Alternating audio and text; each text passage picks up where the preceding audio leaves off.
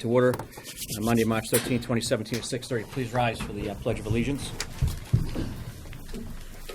I pledge allegiance to the flag of the United States of America and to the republic for which it stands, one nation, under God, indivisible, with liberty and justice for all.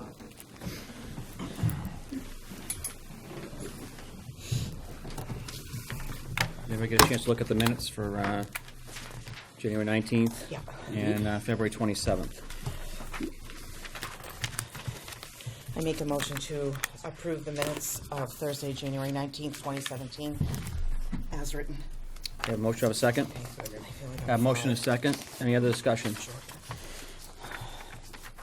I see none. John? Yes. Diane? Yes. Doug? Yes. And I vote yes as well. Doug, you're signing these, right? Hmm? You signing these? I've never signed them before. Really? Yep. I make a motion to approve the minutes of Monday, February 27th, 2017, as written.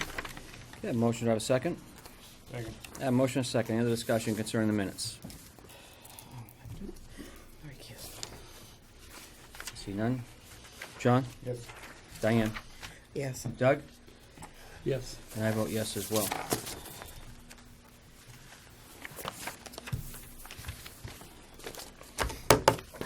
John? Yes? I'm going to recuse myself for the license because we're related. Okay. Peaceful Pines Automated Amusement License. Holly, can you give me some feedback? Yeah, this is the same thing they get every year. It's just an automatic amusement license. Okay.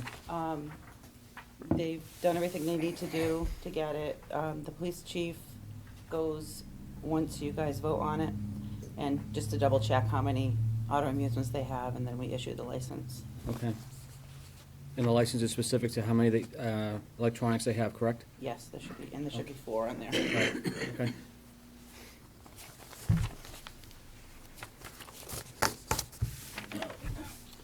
I would make a motion that we approve the license to Peaceful Pines for automatic amusement Okay, I have a motion. Do machines. I have a second?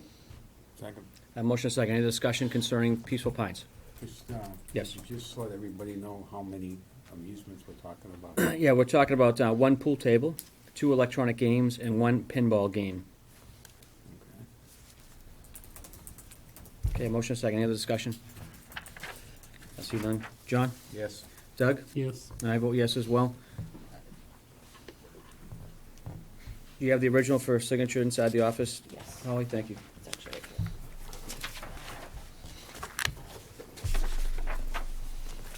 Okay.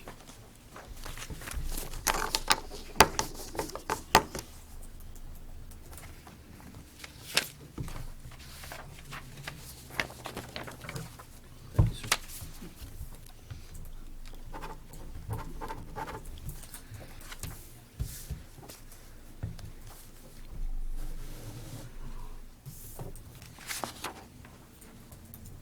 Ish. You're all set. Okay, thank you.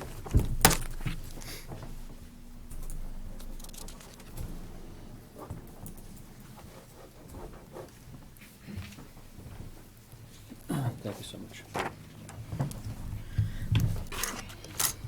Now, we got a little time before the poll hearing. Diane, do you want to talk about the procurement issue? You want to talk about that? Sure. Okay. Well, it's really not, I guess I just wanted to know where it stood. We had sent an email, and Yeah. I know that we had training, but I felt like that wasn't enough. And I wanted them to look at our contracts and all of that kind of stuff. So I wanted to know where that stood. Okay. Or if they're coming or not coming, or, I mean, I gave you all a copy of the email. Yes. Should I read it? No, I got it.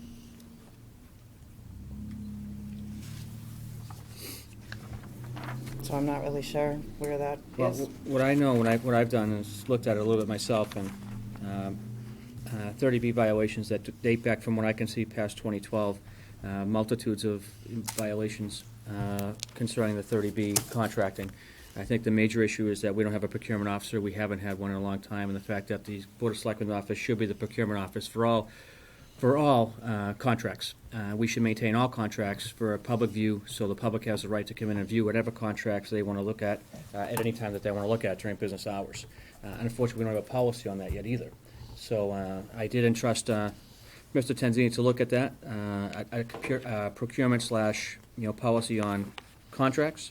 The 30B class that went on March 8th, I believe, and we had about 42 people that attended? Mr. Tenzini, was it 42? Yes, roughly. Roughly. All the people in Templeton that needed to attend that class, I think, were there and present. But again, all contracts should filter through or go through the Board of Selectmen office. And that's how I think it should go this point forward. But again, until we get a policy in place and we, as a collective group, vote on that, that's the only way we're going to get a better handle on who's doing the contracts. The same with grants. Grants is another big issue in this community because everybody does their own grants. That's great, but the Board of Selectmen have no idea what's going on with those grants. Number one, if they applied for them. Number two, if they got them. And then how they're going to apply them based on the grant policy or the grant legislation that they're going through.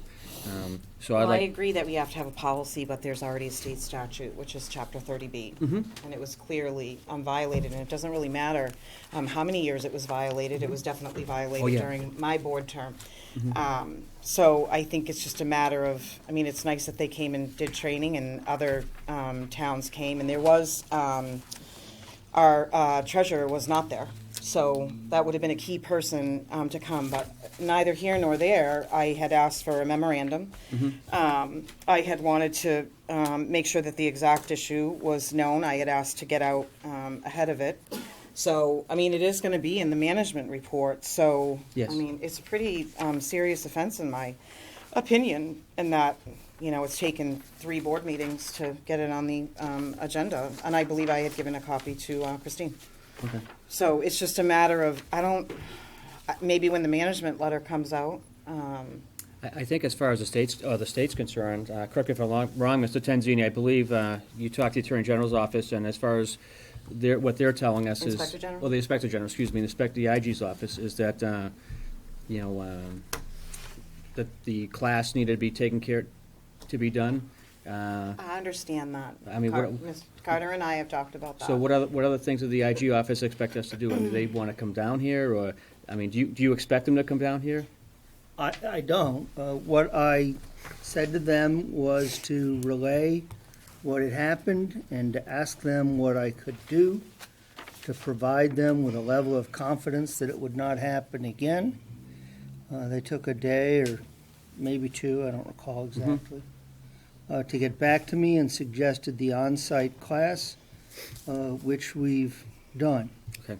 So unless they come back out, from what I know, they're done with this matter. If this board wishes to take further action, by all means, determine what that action is that you wish to have taken, vote upon it, and the staff will carry out that vote. Okay. Got something, John? Yeah, what we need to do is, we need to have a certified purchase officer. And that You need to have a person, certified what? purchase officer, you have to take, is A procurement officer? a procurement officer, excuse me. But somebody has to, we have to designate somebody, they have to take the course and become certified. And technically, until we do that, we're gonna have these issues. Now, the other issue is, as far as the physical custody of the contracts, I believe state law says that those belong in the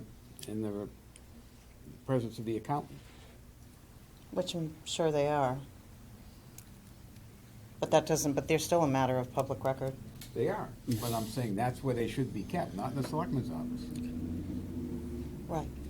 But it's up to us to look at them all and to make sure, we do have to have a policy based on all of the things that were said, at the training, and that needs to be something that happens right away.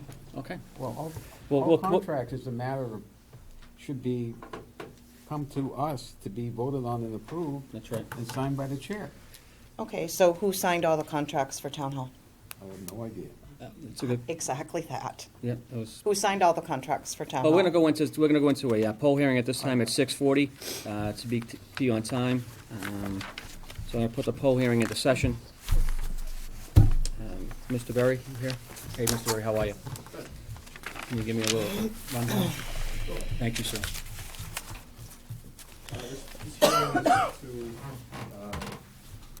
replace some poles on Henshaw Road and Henshaw Lane. Right. I see Mr. Barnes. I have petitioned Verizon, their joint-owned poles, so they have agreed to the work per their half-cost contract that we have with them. Mhm. A lot of the poles on those roads are, I think they're from 1935, and particularly the ones on Henshaw Lane, they're 25 feet tall, with cross arms bolted to the top of them for the high voltage wire. Right. They're just, they need to be replaced. And storm situations were out there, sometimes multiple times. Okay.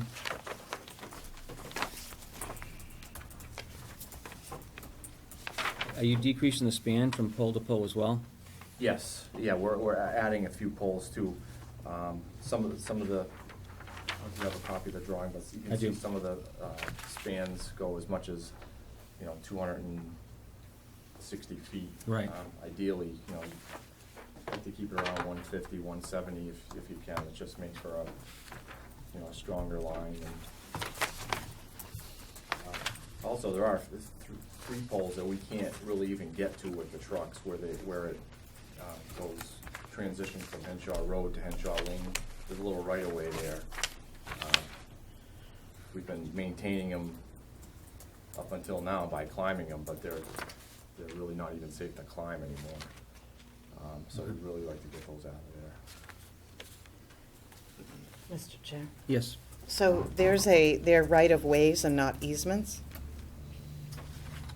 So how do you end up on that property if it's a right-of-way? Like, who's given the right-of-way to whom? Where those poles veer off the road, I'm assuming it's a right of way. I'm not. Well, a right-of-way is normally given from one landowner to either maybe people next door or to be able to pass over a property. You're not allowed to have even anything on it. You can't block it. You can't build vegetation. You can't do anything. So I guess it's a matter of, so you're removing them from that right-of-way? You're not putting anything back on them? Right, we're getting them out of there, putting them to the side of the road. Is there special permission that needs to be asked for that? I mean, a right-of-way is a legal... Well, if they're on a right-of-way now, they may have an easement to be there on the property. Without going back and look at the poles, and it says this goes back to 30, the 30s. 1935. Right, yeah. Well, it would be in their deed, whatever ones you think are. It would say, in maybe either the next person's deed that this landowner, and it's confusing. It's not like it says like it's an easement, but that right-of-way is given to someone else by a different property holder, and I just would want to make sure that we're doing the correct things, that's all. And we're not encroaching on property that's not entitled to be there, that's all. Yeah, like you were saying, we're not adding anything. We're getting out of there and putting it to the side of the. And all the abutters know that you'll be there and that you're taking stuff, right? That's normally, you have to send out a letter to the abutter. I'm sorry, I didn't, Yes. Yeah, it's right here. did I? Okay, is it two-sided? Like, what does the letter say? There's an example of it in there, right behind. Oh, I'm sorry, I thought this was, okay, can I just?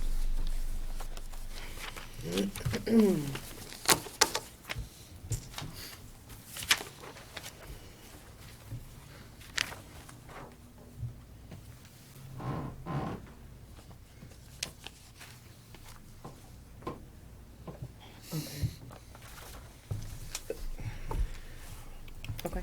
Anybody else, any other questions? That was my You're only- gonna do the work, correct? Any of the abutters here? Mr. Barnes? Mr. Barnes, how are you? But Have you had a chance to those poles were put in 1955. They were second-hand poles. They came out of the Haskell Road when they took out the line that went up to Aho's. Okay, And since I was building a house on a pretty low budget, the town gave me the poles, told me where to dig the holes, and I had the holes dug, and then they put them in. Why they went out through the swamp behind the orchard, I have no idea. I didn't know then, and I don't know now. But I think it was because it was shorter, so they had less wire and, it would be cheaper in cost. but remember, at that time, my house was the only house down there. Right. And I don't think they anticipated that Haley would move down there and that there would be more customers. Okay, But those poles are pretty shaky. okay. And you have no objections to the poles being changed out? No, I don't have. Okay, I thought that this should be done a long time ago. understood. Thank you, sir. Anybody else from the abutters list? No? You guys have anything for Mr. Berry? Okay. All right, I'll come out of the hearing. Have a motion come out of the hearing? So moved. A second? Coming out of the hearing? Second. Okay, motion second, any discussion? See none? John? Diane? Yes. Doug, and I vote yes as well. Can I get a motion for the, I make a motion for the Templeton Municipal Light and Water to install 3 utility poles on Henshaw Road and 14 poles on Henshaw Lane as shown in the attached drawings and maps. okay, I have a motion, have a second? Second. All right, goes to Doug. Motion second, any other discussion? I see none. John? Yes. Diane? Yes. Doug? Yes. And I vote yes as well. Ms. Berry, thank you so much for your presentation. Thank you, sir, for coming in.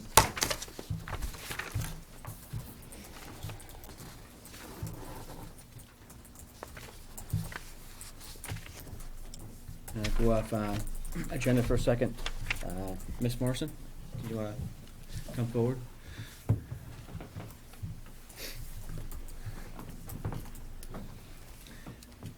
You all have a statement. I handed it out. And I'm here to apologize for my response at the last meeting, February 27th. The language that I used was not appropriate for a public meeting.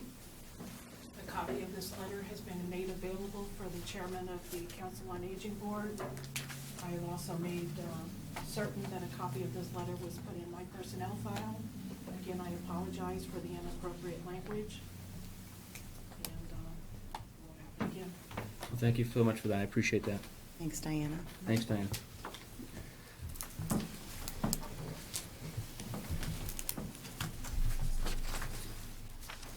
Action regarding the blood drive permit for the Roger P. Warfield American Legion Auxiliary Unit 373 in Baldenville.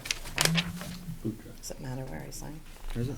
Blood drive? Just Boot drive, excuse me, boot drive. Okay. Blood drive's down at the Camelot. Get those confused. Boot drive permit.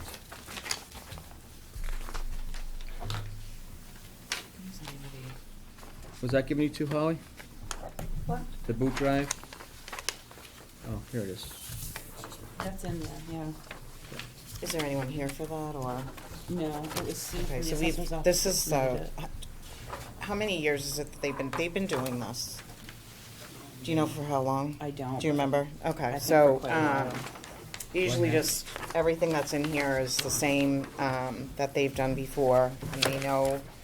I saw this time that, the CERT team was, reached out to, but I don't think that the CERT team has ever helped them with anything. It was just more of an FYI. I had never seen that before, but, I would make a motion to approve, the boot drive to be held on May 13th from 8 a.m. until 8 a.m. to 11 a.m. on Central Street in Baldwinville. Okay, have a motion, do I have a second? Second. Motion second, tie goes to John. Any other discussion, turn the boot drive? I see none. John? Yes. Diane? Yes. Doug? sorry. Yes. And I vote yes as well.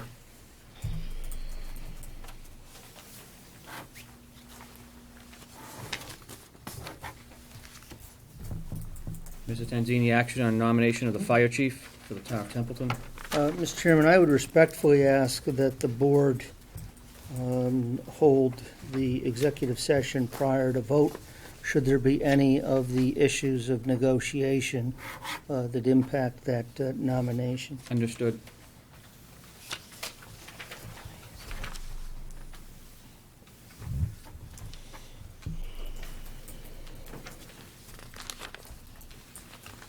If there are no substantive issues, I would respectfully suggest that the board could perhaps adjourn to our offices quickly. I don't know if there's anything of great detail to be discussed in the draft that we gave you. So we can just go and, we have to make a motion, John, or to go into executive Yes, I'm just session suggesting that we might perhaps move instead easier of than all moving them, these fine folks. All right.